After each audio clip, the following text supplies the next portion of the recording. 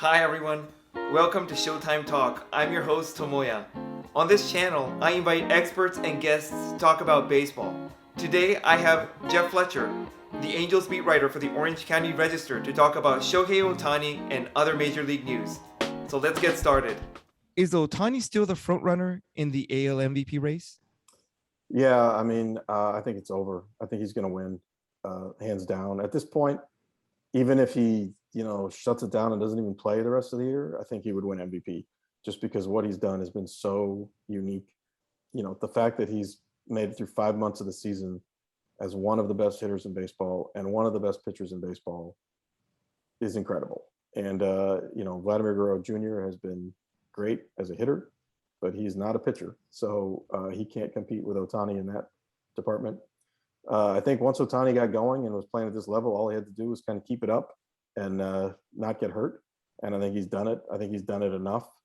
As we speak right now, he's actually, he got hit in the wrist. And so he's not going to pitch for, maybe just a few extra days or, who knows, even if he doesn't pitch at all again the rest of the season, I think he's probably still the MVP.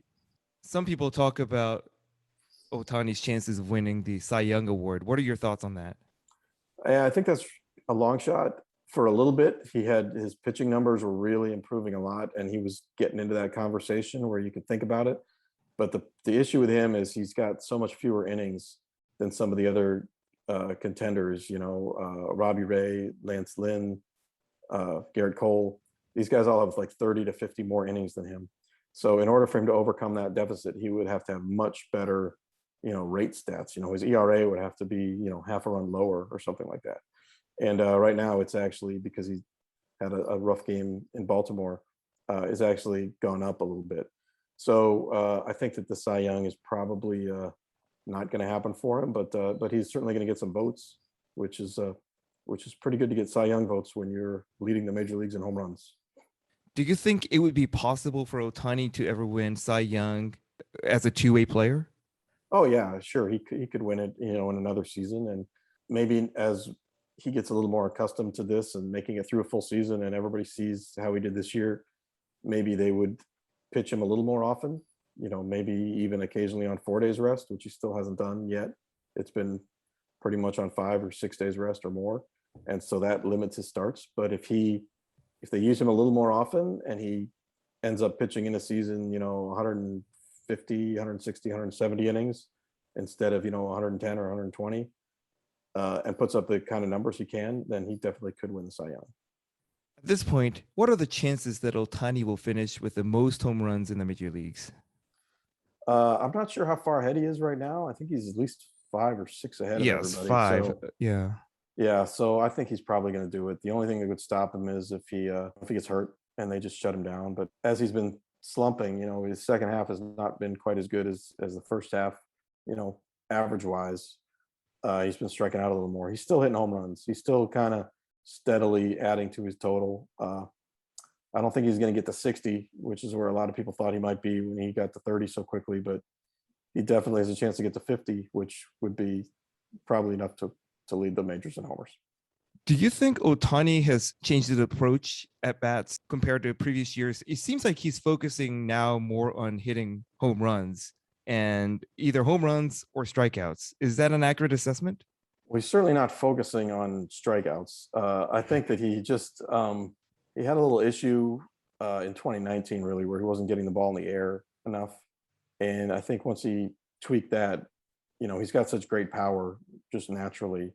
And once he got his angle straightened out to where he's getting the ball in the air, he's going to hit a lot of home runs. I don't think he's trying to hit home runs. I think that just in general, baseball players do better when they hit the ball in the air than on the ground. So pretty much all players are trying to do that. And if you have incredible power to begin with, then you're going to do that. That's going to lead to a lot of home runs. And the strikeouts, I think, are just a factor of, he's really not different from a lot of players nowadays, and that the emphasis is really on what you do when you hit the ball and not worrying so much about when you don't hit the ball. There's not really a huge negative anymore to striking out, because a lot of people say, well, it's no worse than a ground out. And if you shorten up your swing with 2 strikes to just hit the ball, you're going to end up just making a weak out anyway. And you might as well keep taking a big swing and try to hit a home run and the strikeout is no worse than the week out you would have made if you shorten up your swing. That's what a lot of people say, and a lot of hitters have adopted that. You can argue whether that's true or not, but I think that that's the way hitting is now in 2021, and Ohtani is certainly a part of that. By the way, if you guys have any questions you want to ask Jeff, please write in the comment section below. And if you like the video, please click the like button and subscribe to our channel. I saw that Madden had put Ohtani in the leadoff spot. Why did he do that? Basically, he was getting walked too much, and they figured if you put him in the leadoff spot, then you've got more good hitters behind him. I don't think it makes that much of a difference if he's got the number 2 and 3 hitters behind him, or just the number 3 and 4 hitters behind him. Probably doesn't make a huge difference as far as the way he gets pitched. I think it's just, doing a small thing to try to make a difference, but I don't really think where guys hit in the batting order has very much impact on how they perform.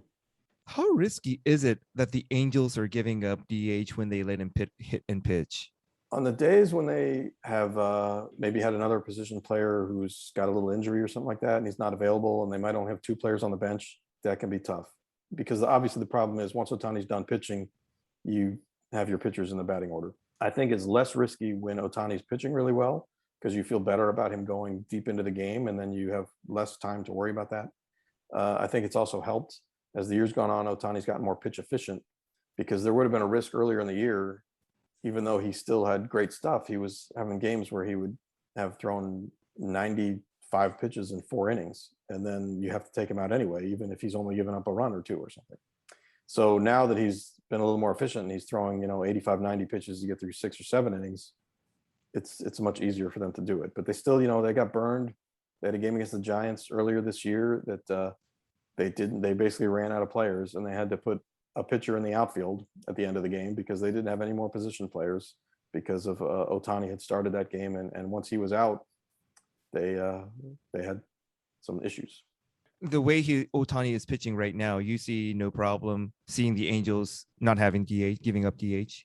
Well, his last outing was not very good, but before that he was very good. It remains to be seen if that last outing was the result of maybe him getting tired late in the season.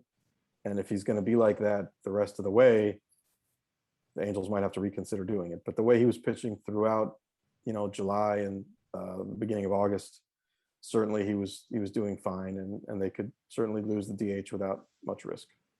Can you talk about some upcoming games or matchups for Angels and other things to look out for regarding the Angels?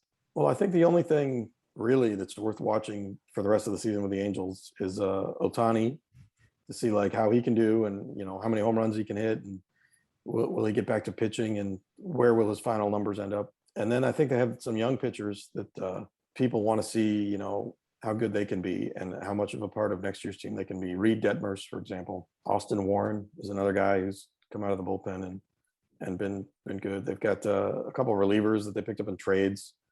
Jose Marte, Elvis Peguero. These are guys that just barely got to the Angels, and people want to really see if they can be a part of improving the team next year. Unfortunately, guys like Patrick Sandoval, Griffin Canning are now hurt. So, those are guys that we're not really going to get to see.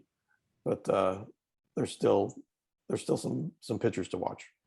Hey guys, thanks for watching the video.